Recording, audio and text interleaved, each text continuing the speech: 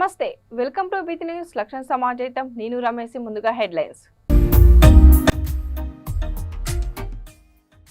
ప్రిస్మోక్ technology సహాయంతో భారీ screen ఈ స్క్రీన్ చూసేందుకు వీలుగా ఏర్పాటు చేస్తున్న మార్కెటింగ్ ఆఫీసర్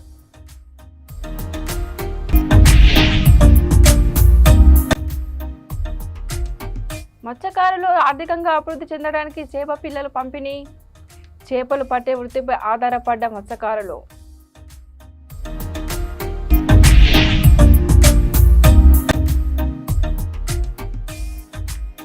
తన సొంత నిధులతో రాష్ట్రానికి అభివృద్ధి పనులు చేస్తున్న ఉప ముఖ్యమంత్రి పవన్ కళ్యాణ్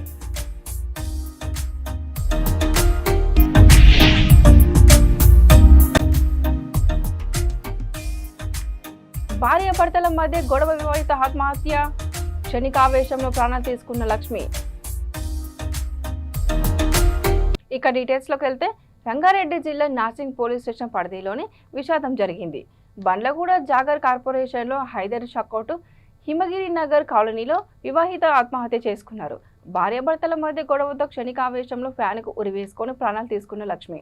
సమాచారం అందుకున్న నాసింగ్ పోలీసులు స్పాట్కు చేరుకున్న వివరాలు తెలుసుకున్నారు. మరిన్ని వివరాలు తెలియాల్సి ఉంది అన్నారు.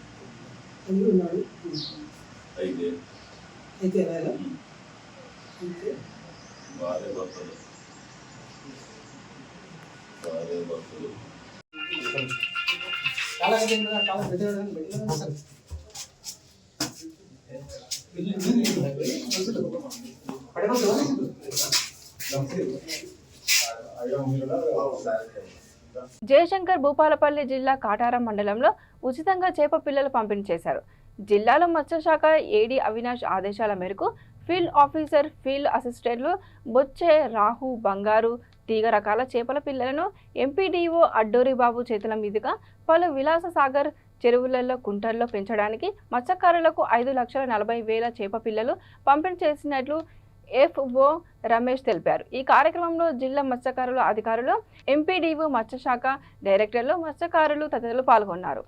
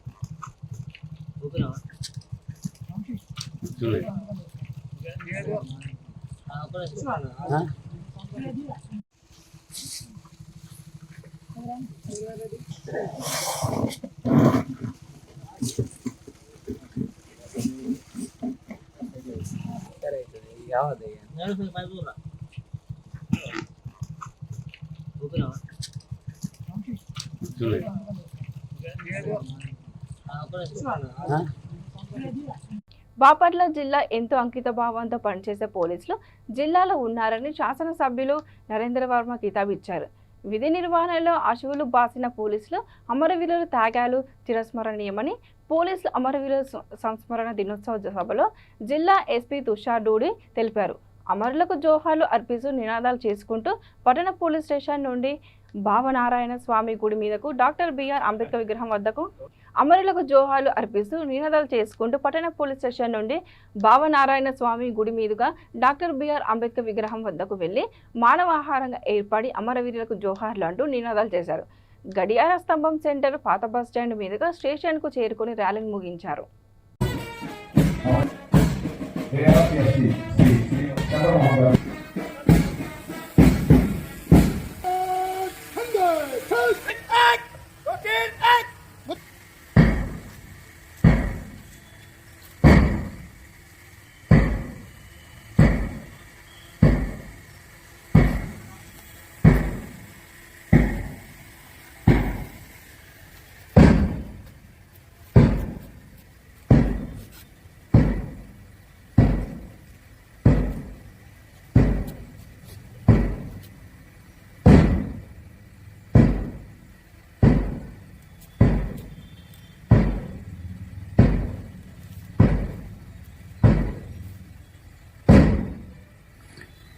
Other will come to attention. అతిథులందరూ కూడా సావధానంగా ఉండవలసిందిగా కోరుతున్నాం.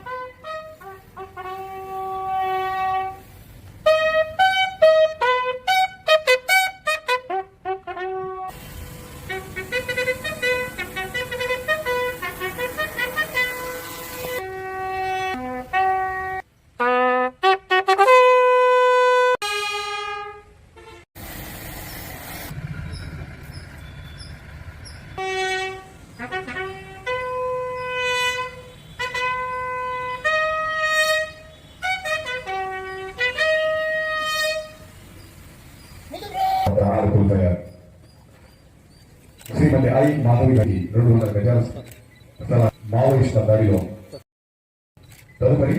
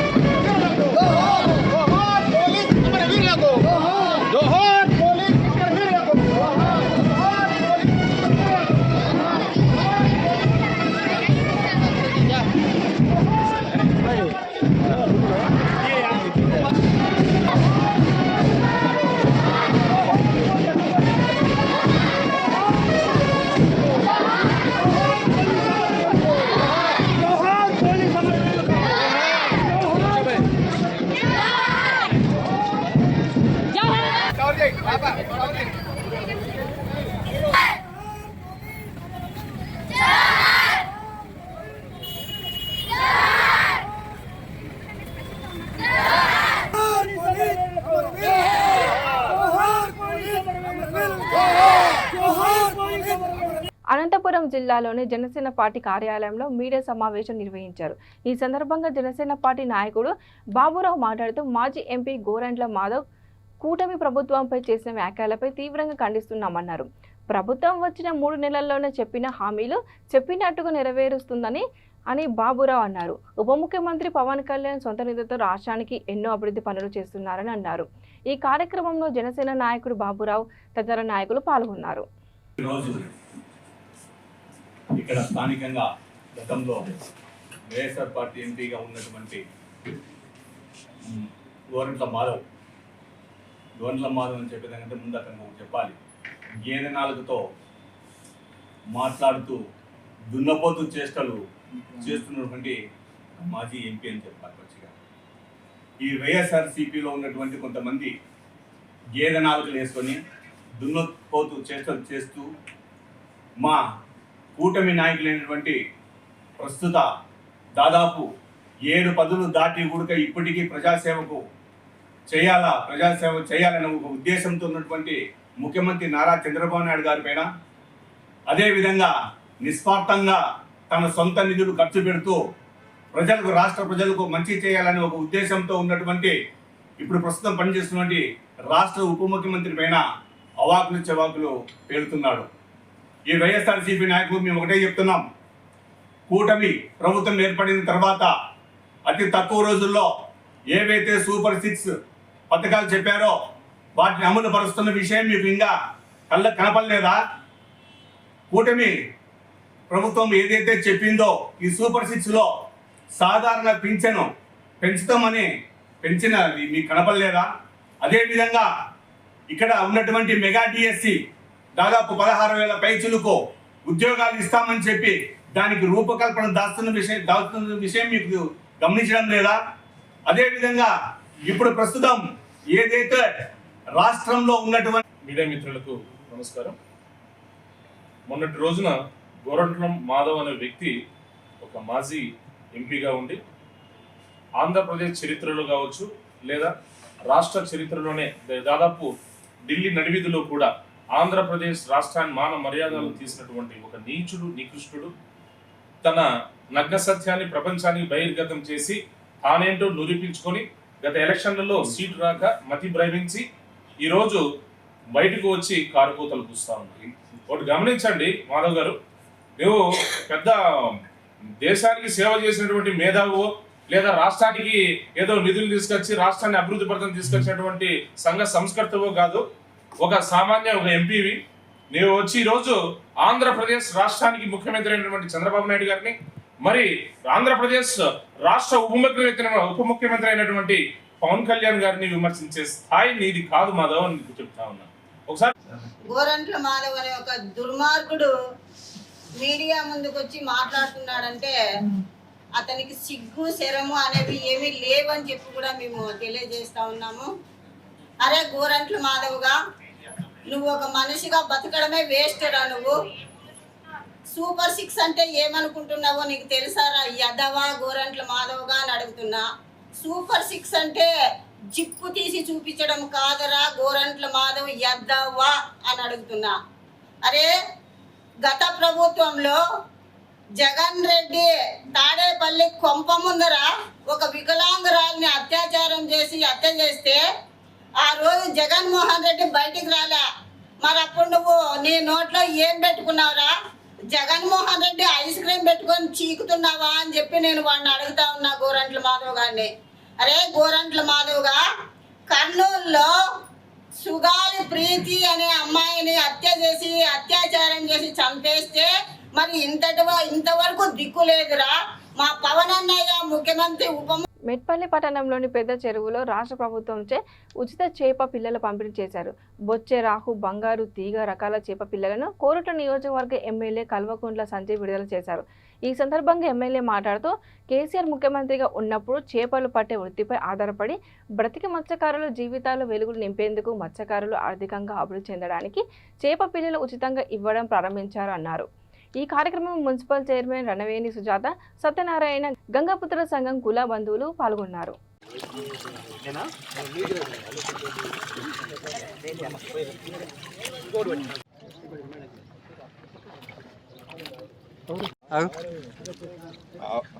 ఇప్పుడు అర్థమైంది ఎందుకు వేసుకొచ్చుకున్నాను.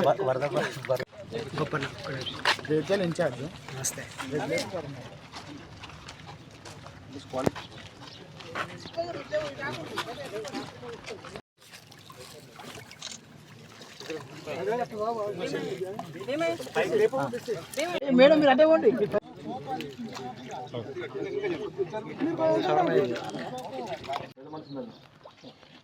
బాబు మా బాబు ఉన్నాడు ఇక్కడ. పెద్ద మనుషులు అందరూ ఒకసారి ఆలోచన చేయండి. అంటే తెలంగాణ రాకముందు ఎవరన్నా చెరువులు నింపాలి, మత్స్యకారులు బతకాలంటే వాళ్ళకు ఫ్రీగా చేప పిల్లలు ఇవ్వాలి అని చెప్పి ఆలోచించిన నాయకుడు ఉండేనా? కనీసం ఆలోచన చేయగలిగిన ఎవరన్నా అంత గొప్ప ఆలోచన. రెండోది, దళారులు పోవాలి, వీళ్ళే సొంతంగా బతకాలి అని చెప్పి ఆలోచించే నాయకుడు ఉన్నాడా? ఎంత గొప్ప ఆలోచనలు ఎందుకు చెప్తా ఉన్నానంటే, ఇవాళ ఉదాహరణకి ఇవాళ అక్టోబర్ వచ్చేసింది, అక్టోబర్ కూడా అయిపోయింది అసలు. ఇప్పుడు నేనే డాక్టర్ ఉన్నా, పుండు ఇంత అయింది, ఇవాళ ఆపరేషన్ చేయకపోతే 6 నెలల తర్వాత ఆపరేషన్ చేస్తా అంటే పుండు మార్పుంటుందా? ఇప్పుడు ఏం జరిగింది? గిన్నేళ్ళైంది, ఇప్పుడు దగ్గర ఇప్పుడు 7 సంవత్సరాలు అయినట్టుంది. అంటే కేసీఆర్ గారు మొదలుపెట్టి ఏది చేప పిల్లలు ఇచ్చుడు, చెరువులకు ఇచ్చుడు అని చెప్పి 7 సంవత్సరాలు అయింది. చిన్నగా అదే పద్ధతిలో మీరు జూన్లో ఇస్తే అయిపోతున్నాయి కదా, ఆల్రెడీ చేపలు రెడీగా ఉన్నాయి, ఇస్తే అయిపోతున్నాయి కదా. ఇప్పుడు ఇచ్చారు, ఇప్పుడు ఇక అక్టోబర్ అయిపోయింది, నవంబర్ వస్తుంది, ఇంకా వారం రోజులు అయితే మీకు ఇప్పుడు ఇచ్చారు. సరే, అది కూడా పక్కన పెడదాం. మరి దాంట్లో ఏం చేసిండ్రు? మళ్ళీ సగం చేసారు దాన్ని కూడా. ఇప్పుడు ఏం చేయాలి మామూలుగా? ఇప్పుడు ఏదన్నా ఇవాళ మనం ఒక అభివృద్ధి జరుగుతుంది, టైం కొద్ది ఏం కావాలి? అభివృద్ధి పెరగాలి. ఇవాళ మనం 1000 రూపాయలు సంపాదిస్తే రేపు పొద్దున 1500 సంపాదించాలి. నువ్వు 1000-500 అయితే నువ్వు బతావా? ఎందుకు చెప్తున్నా అంటే కనీసం ఆలోచన లేదు వీళ్ళకు, అవగాహన కూడా లేదు. నా మత్స్యకారులు ఎట్లా బతకాలి? ఇప్పటివరకు ఇంకొకటి మీరు ఏమో అనుకోవద్దు కానీ, ప్రస్తుతం ఉన్న నాయకత్వంలో ఎవరన్నా మత్స్యకారులకి చేయబోతున్నామని మాట్లాడే నాయకుడు కానీ కనీసం మాట్లాడిన ఎవరన్నా? కేసీఆర్ గారు అదే రోజు చేపలు వేయాలి, పోనీ చేపలు వచ్చిన తర్వాత మళ్ళీ వీళ్ళు అమ్ముకొని కూడా వీళ్ళకి వసతులు మంచిగా ఉండాలని చెప్పి కొందరికి బండ్లు ఇచ్చిండ్రు అప్పుడు కేసీఆర్ గారు. ఎందుకు చెప్తున్నా అంటే వారి ఆలోచన విధానం, ప్రతి ఒక్క వర్గం ఎట్లా బతకాలి. నేను గుడికి పోయినా, ఆ గుడిలో పూజారి చెప్తా ఉన్నాడు, నాకు జీతం వస్తుంది సార్ కేసీఆర్ సార్ వచ్చినాక అని చెప్పి. నేను సాయంత్రం గుడికి పోతే చెప్తున్నాడు, గుడిలో పూజారికి కూడా జీతం రావాలని చెప్పి కేసీఆర్ గారు ఆలోచించి, అంతకుముందు ఎప్పుడు ఆలోచన చేయాలి. అంతకుముందు వాళ్ళు ఏంది, ఆ ఊరిలో ఇచ్చే దాని మీద బతుకుతారు పాపం. ఆ గుళ్ళు కూడా కట్టేయాలని చెప్పి కేసీఆర్ గారు ఆలోచన చేసి, గుళ్ళలో పూజారికి కూడా జీతం రావాలని చెప్పి ఆలోచన చేసి, మా జర్నలిస్టులకు ఇల్లులు కట్టాలని చెప్పి కేసీఆర్ గారు ఆలోచన చేశారు. ఎవరు ఆలోచన కూడా చేయాలి జర్నలిస్టులకు ఇల్లు కట్టాలని. మళ్ళీ ప్రతిసారి ఎప్పటి నుంచో చెప్తున్నారు ఇల్లులు కట్టాలని, ఎవరు ఆలోచన చేయాలి? మా పెద్ద మనుషులకు పెన్షన్ రావాలని ఎవరు ఆలోచన చేయాలి? సారే ఆలోచన చేసింది. ఎందుకు చెప్తున్నా అంటే ఒక నాయకుని ఆలోచన విధానమే చెప్తుంది ఆ నాయకుడు ఎట్లాంటి వాడు అని చెప్పేసి. సరే, మన ఇక అదృష్టమో మన దురదృష్టమో, ఒక విధంగా అదృష్టం కూడా అనిపిస్తుంది నాకు. ఎందుకు అనిపిస్తుంది అంటే కేసీఆర్ గారు చేసిన మంచి పనులు ఇప్పుడు గుర్తిస్తారు ప్రజలందరూ. ఇప్పుడు కుక్కట్పల్లి నెక్సస్ మాల్లో ఖుషి అడ్వర్టైజింగ్ ఆధ్వర్యంలో నెక్సస్ మాల్లో నూతనంగా ఏర్పాటు చేసిన 3D స్క్రీన్ను next select trust chief marketing officer Nishank Joshi, Khushi advertising CEO బీషు తెలంగాణ ఆవిష్కరించారు. ఈ సందర్భంగా వారు మాట్లాడుతూ నెక్సస్ మాల్ సహకారంతో కుక్కట్పల్లిలోని మాల్లో భారతదేశంలో మొట్టమొదటి అనమోర్ఫిక్ క్యూబాయిడ్స్ పేరిట మాలలో ఏర్పాటు చేసిన స్క్రీన్ను సంబంధించిన ప్రిస్మో టెక్నాలజీ సహాయంతో భారీ స్క్రీన్ను ఏర్పాటు చేశామని అన్నారు. ఈ స్క్రీన్లను అందుబాటులోకి తీసుకొని వస్తున్నామని, పూర్తి స్థాయిలో పనులన్నీ పూర్తి చేస్తామని తెలిపారు. మాల్లో ఎక్కడి నుండి ఈ స్క్రీన్ను చూసేందుకు వీలుగా ఏర్పాటు చేస్తామని వారు తెలిపారు.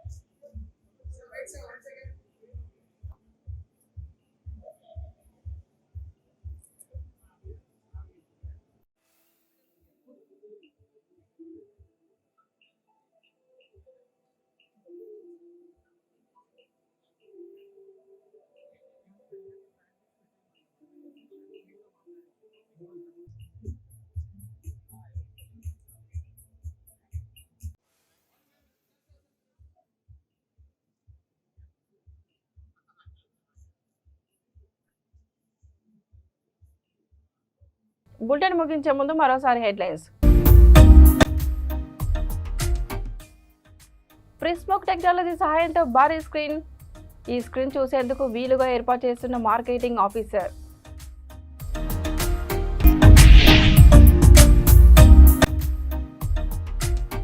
మత్స్యకారులు ఆర్థికంగా అభివృద్ధి చెందడానికి చేప పిల్లల పంపిణీ. చేపలు పట్టే వృత్తిపై ఆధారపడ్డ మత్స్యకారులు.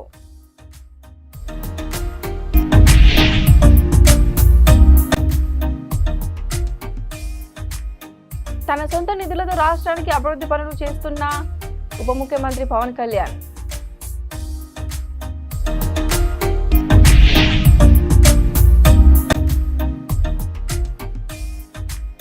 భార్యాభర్తల మధ్య గొడవ, వివాహిత ఆత్మహత్య.